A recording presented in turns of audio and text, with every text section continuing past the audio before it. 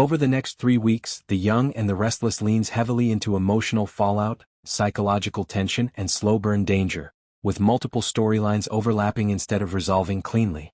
This stretch isn't about quick twists, it's about pressure building on every front. Dominic's disappearance becomes the kind of crisis that exposes every crack in Devon and Abby's relationship.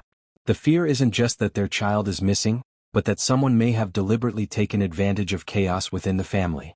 Devon struggles with helplessness, especially since he's used to being the one in control, while Abby is overwhelmed by guilt and the feeling that she failed to protect her son. Their different ways of coping create distance, even as they desperately need each other. Detective Burrow's involvement adds a colder, more clinical tone to the storyline. His questions force Devon and Abby to relive the last hours before Dominic vanished, making every detail feel suspicious in hindsight. As the investigation widens, other characters find themselves pulled into the orbit of the case, some as witnesses, others as possible persons of interest. The pacing here is deliberate, stretching the tension and making it clear that the truth won't come easily or without consequences. Victor Newman's response to the situation reinforces his long-standing belief that power solves problems faster than patience. Rather than trusting the process, he applies pressure from every angle, using influence, favors and intimidation to move things along. While his actions may speed up certain discoveries, they also risk crossing lines that could backfire legally or morally. Victor's need to dominate the situation creates friction, especially if law enforcement feels undermined or manipulated. As the calendar flips to the week of February 2nd to 6th, the emotional weight shifts but doesn't lessen.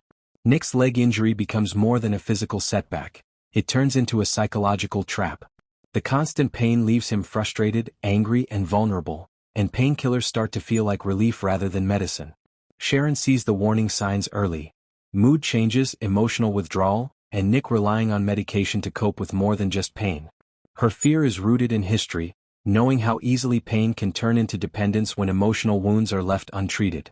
At the same time, Claire's storyline quietly escalates into something far more dangerous. What looks harmless or subtle at first begins to resemble a calculated sneak attack, one that could be emotional manipulation, sabotage, or even physical risk. Claire's actions suggest planning rather than impulse, raising questions about who her real target is and what she's trying to achieve. This storyline simmers in the background, making it feel like a ticking time bomb waiting to explode. Together, these arcs create a stretch of episodes driven by stress, fear, and loss of control. Parents fear for their child, Victor fights to dominate outcomes, Sharon worries she's watching Nick slip into addiction, and Claire moves in silence toward a potentially devastating move. The next 3 weeks aren't about closure, they're about setting up long-term damage that will reshape relationships well beyond February.